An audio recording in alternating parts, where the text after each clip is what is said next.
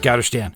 Want to talk about the most misunderstood patch on the uniform. That would be the Council Shoulder Patch, otherwise known as a CSP. This podcast is only going to be an overview of the basics. And because of that, the Council Shoulder Patch, the CSP, will only be described. Obviously, because it's audio only, you will not be able to see these things. Hopefully, I can convey what they look like. For the first 20 years of scouting, there wasn't a place for a council identification. In the beginning of scouting, we really didn't have a lot of councils established, and therefore districts and national. It was commissioners that worked with troops to really develop the structure of scouting. Was still going through many phases. But during this time, they had ribbons that they would attach, and at certain events, they would put tags on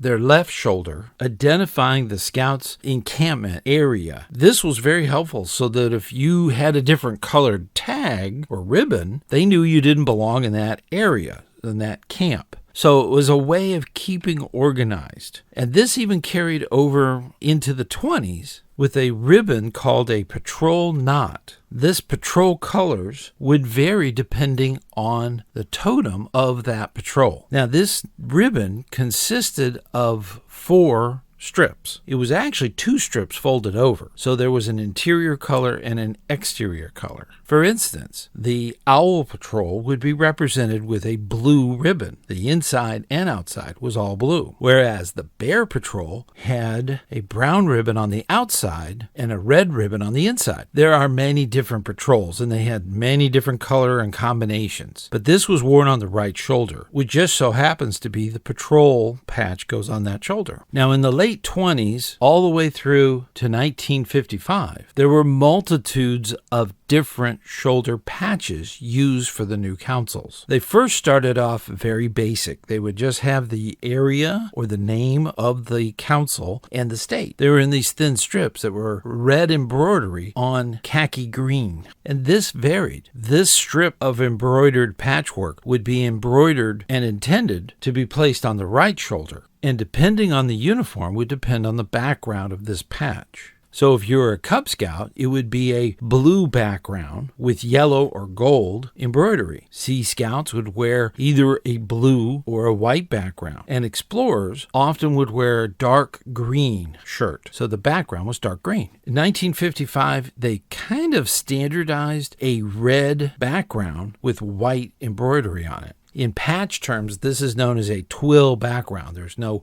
full embroidered examples. But they didn't stop there. Up until 1970, there wasn't any restrictions. So I've seen round patches and different shields and squares and all the different varieties you could imagine. Now, in 1970, National Supply Division put out a memorandum saying that there would only be 4 variations of patches known as the Council Shoulder Patch or Council Strips. Now, the red and white shield, rounded shield, was very common, so they left that in and eventually phased it out. They added 3 more, making a total of 4. The first shape was known as a diamond shape. The second one was known as keystone. The third was a rounded keystone. And of course, the fourth was the grandfathered red and white patch that was in existence. So those 4 were the big CSPs from 1970 on. Now here's a bonus fact. JSPs, otherwise known as Jamboree shoulder patches, were a variation of the CSP that was being developed over this time. There are JSPs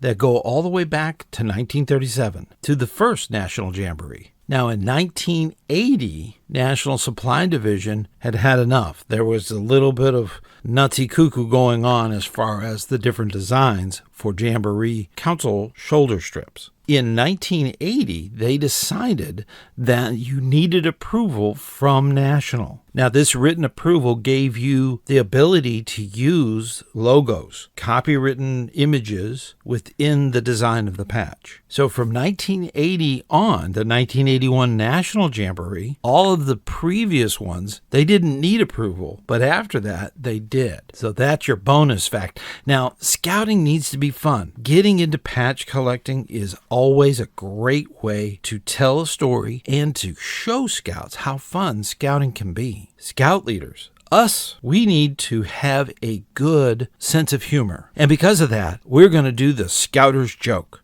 What do you call a toothless bear? A gummy bear.